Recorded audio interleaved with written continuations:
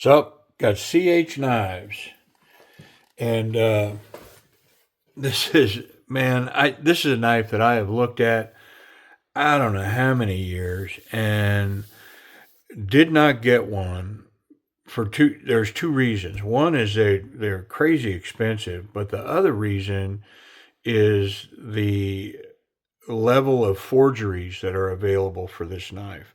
But I've actually got two of them here. I've got I've got the premium version of a knife and then the non-premium version. And I don't, the budget version. I don't know which is which. I'm guessing the gold box is the premium version, and it is. Yeah. So I am so excited for this knife. This is a 3504. And when you see the knife, if you're in, banging around knives at all, you're going to recognize this knife. Yeah, it's the skull knife. The 3504, CH3504. Very Hinderesque. I mean, full titanium, S35VN. Yeah, very cool. Well, so not only did I get this one, but I got the budget version. And I did not know this, but these are made by Eafengrow. And this is also a 3504. Except this one is in D2 steel and it's got G10 scales. Look at these G10 scales. They have horizontal milling in them.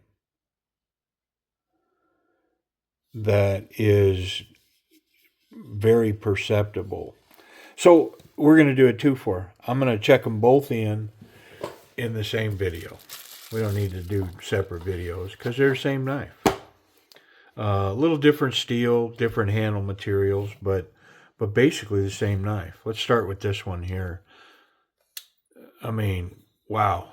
Stunning action on this, right? Like, that flipper tab, there's no jimping on it, but just the angle, the design of it, I mean, it's literally a flip switch. Yeah, wonderful. And so I did buy both of these from a legit supplier, and so I'm confident that they're legit. They're not counterfeits. Man, is that nice. So this titanium, it's anodized blue and then like a gray, and then the top of the skull face here has been polished. Stonewashed S35VN. Excellent access to the frame lock liner. Not a liner, but the frame lock. Titanium pocket clip, titanium backspacer. Let's look at this one. So this one's a liner lock. And I can definitely tell the difference in the action.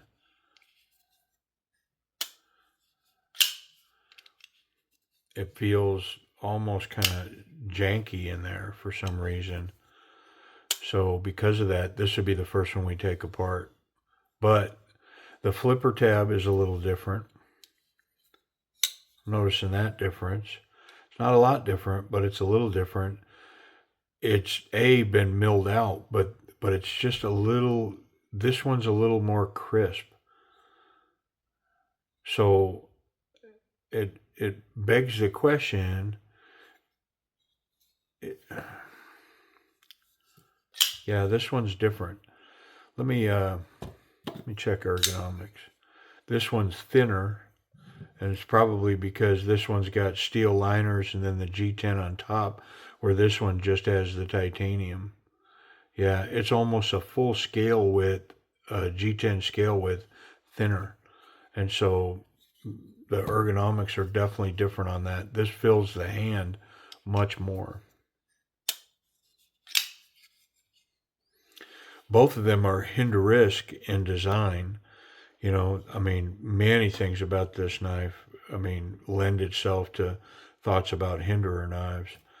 The pocket clip has got a ton of tension on it, recessed into the G10. Be interesting to see how that runs. And again, a stonewash blade, but in D2 steel. Yep. Hey, let's get in this one. I'm going to take this one and put it up over here. And we're going to get in this one.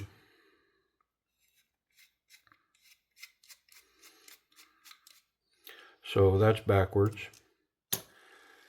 The way that I see things, that should be coming from the other side. But can we switch it? We'll see. But since that came out of this side, I'm going to pull this scale here.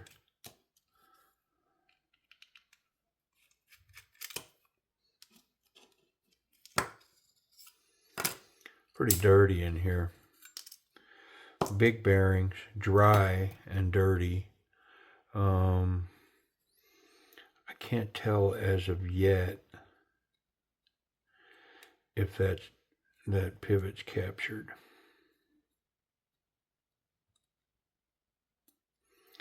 So there we go. I don't think the pivot is captured. I don't see anywhere that it could be held down. Now it could be in the scale, so I'll check that. I want to get all this off, wipe it all down.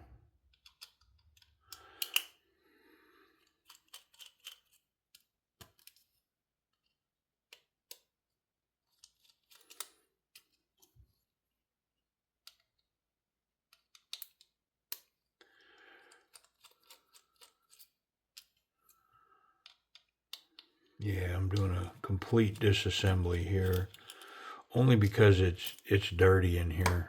So I'm gonna go ahead and clean it up, even down to the barrel spacers. There we go. All right, I'm gonna use a little ethanol on this because of the level of grime on here. This is factory grime, like, you know, imagine an old steel working factory where there's just the soot smell and the welding and the grinding, and this is covered in it. Yeah. Yep.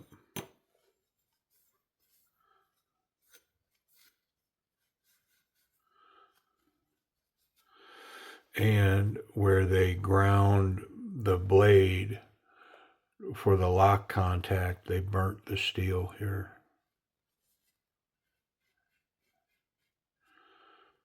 Now, is that a big deal where it's located? I mean, probably not. You know, doesn't have to retain an edge there. It's not going to become brittle because of it. So, you know, in the end, you know, I'm not being critical of it. I'm just merely pointing it out. I don't think that's an issue there at all. It's not going to create a weak point that's significant in the knife in any way.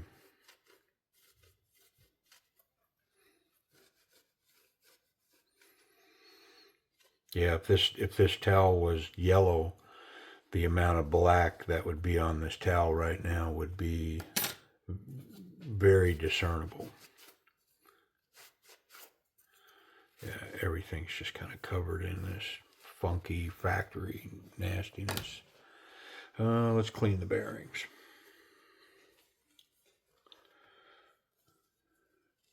Yeah, you can even see the black here on this gray towel. Yeah, that was dirty, man. Let's get these bearings cleaned up. They're cleaning up nice.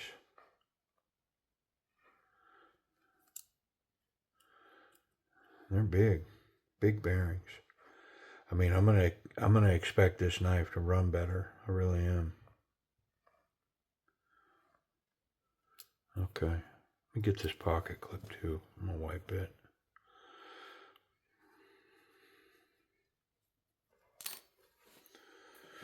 You know, I brought out my cleaner before,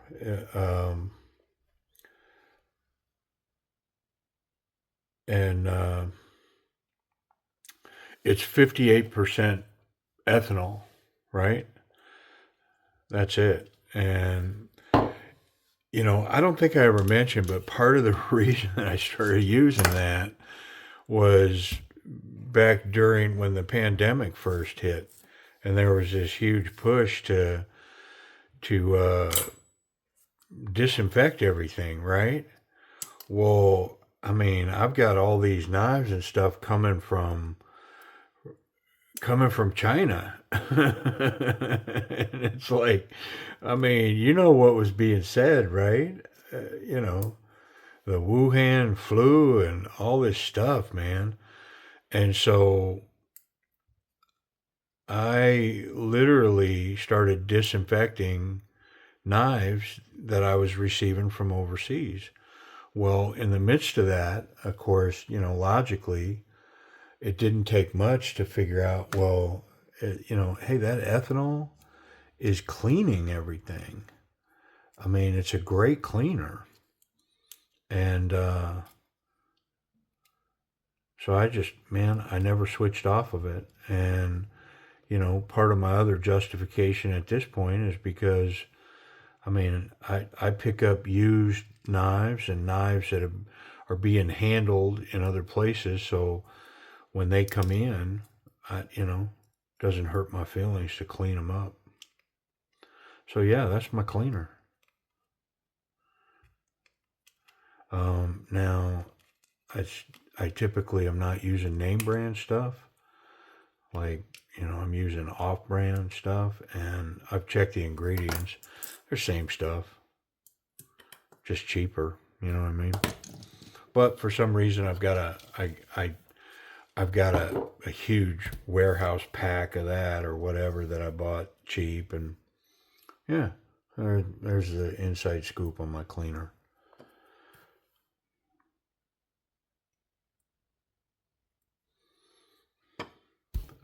And it dries quick, doesn't leave a residue, which is the main thing.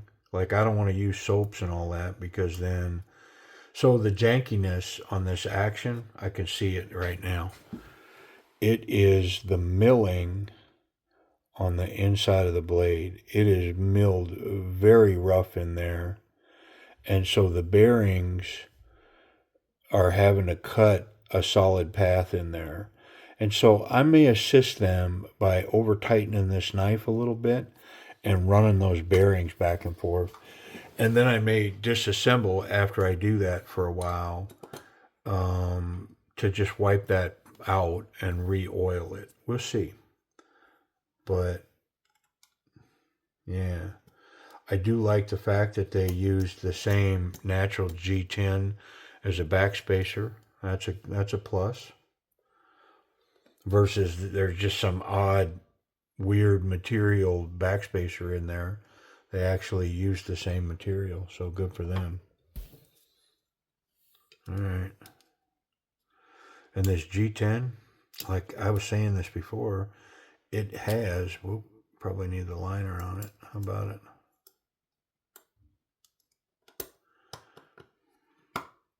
There we go.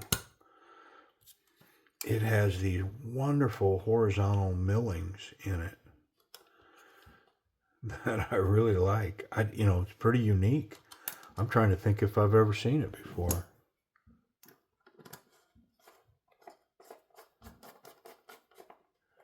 I'll over tighten it after I'm assembled. I'm only going to put one of these body screws in.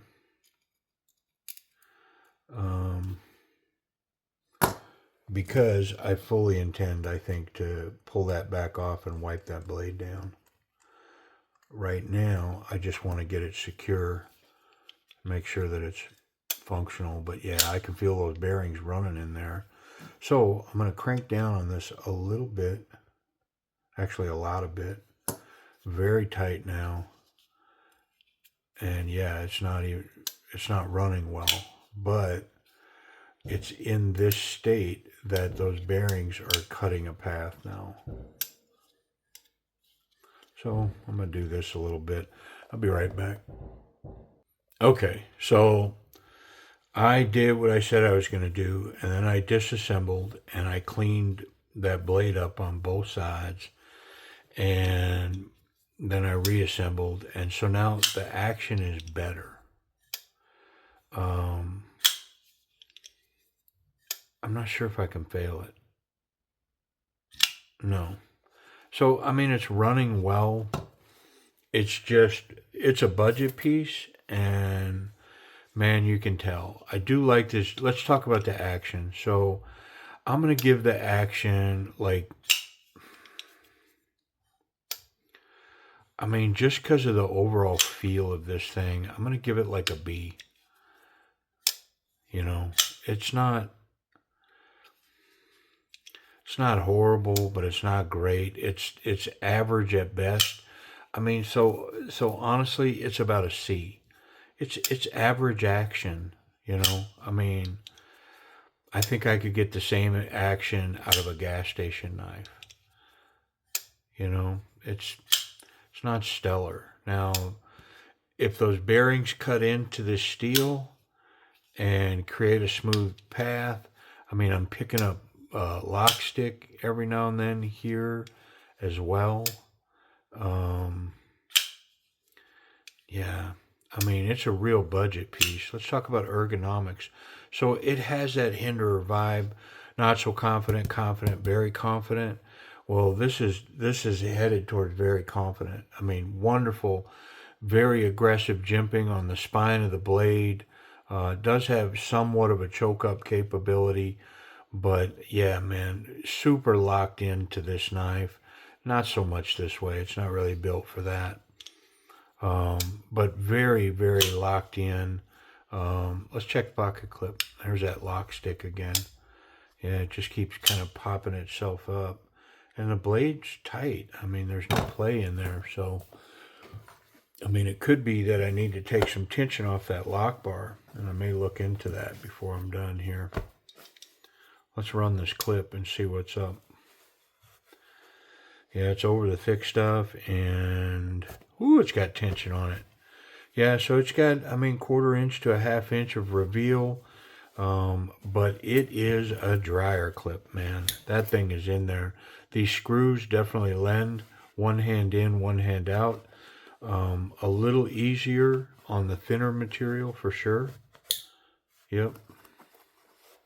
But that thing, man, once in pocket, it's going to be where you left it. That clip has amazing retention on it. A ton of tension. Safety. Yeah, no blade contact there. And the tip is recessed here. So the clip's good, tip's good. And I'm confident I can handle this knife and not make incidental blade contact when the knife is closed. Yep. Wonder if it's sharp. D2 steel. I mean, it feels like it needs a strop.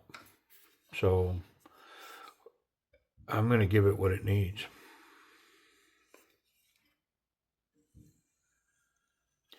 I'm going to make a couple of passes down that blade. Try to dislodge or get anything there moving. One more pass.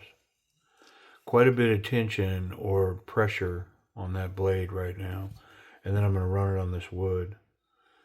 Try to knock off anything that's stubborn that's hanging around. I mean, it just feels like a really toothy edge, to be honest.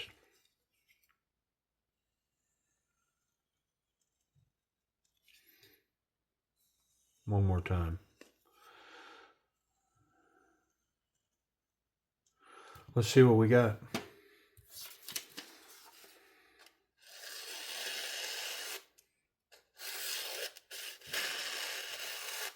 Yeah, I mean, it's got a toothy edge, but it's sharp. Yeah, buddy. All right, price and availability. So here's a decision I made. This is not going to be about this knife. This is a whole nother realm. And so even though these share the model number or whatever, this is like supposed to be the D2 budget version with G10, and that's they are not in the same neighborhood as far as knives. So I'm gonna wrap this one up. Where did I get it, and how much you got to pay for that? Okay, so I picked this one up on AliExpress. I was intrigued by, thinking back, I was intrigued by the fact that they made a budget version of that 3504. So I wanted to see it. Well, it is definitely a budget version. Cost on this is around $26. Yep. Yeah, not an expensive piece at all. Extreme budget piece. Anyway, so we checked it out together. Watch for the video on this one because it's going to be separate. And we'll run through this one. This, I can tell you already, is a premium knife. Appreciate you watching. This one should come right next.